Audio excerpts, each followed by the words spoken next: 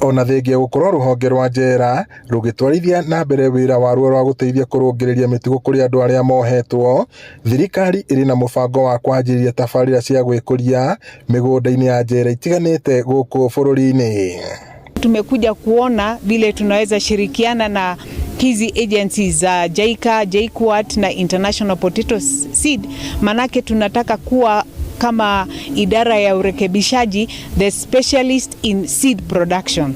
Na tumeanza na potato seed na tumefurahi sana kuwa International Potato Center na hawa JICA na JKUAT wamekubali kuungana na sisi ili hivi kwamba tuendeleze huu kuzaji wa potato seed, viazi.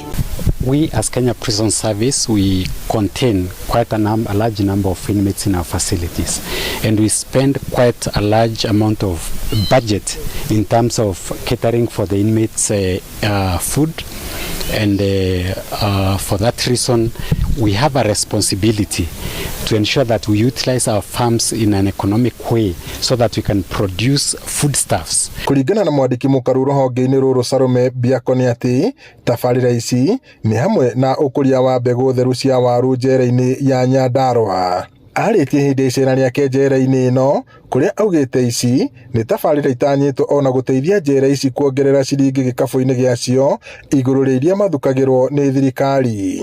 We are transferring skills to them. Many of them come from the local community which grows potatoes. So it's only imperative that they learn how to grow this and produce potatoes, so that when they are released from prison, they can engage themselves in economically beneficial activities and avoid crime.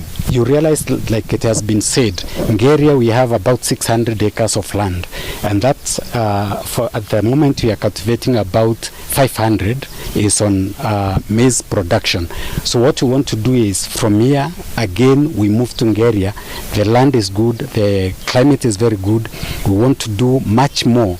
Ũkũria wa mbegũ ici theru cia waru ndũgũteithia tu rũhonge rũrũ, no nĩ rũgũteithĩrĩria arĩmi arĩa marĩ hakuhĩ nacio nĩguo kũmateithia kũgacĩrithia magetha mao ma waru. Ngiriboti Inooro TV kuma njera-inĩ ya Nyandarua, gũkũ nĩ Njororok kaunti-inĩ ya Nyandarua, njĩtagwo Peter Mwangi.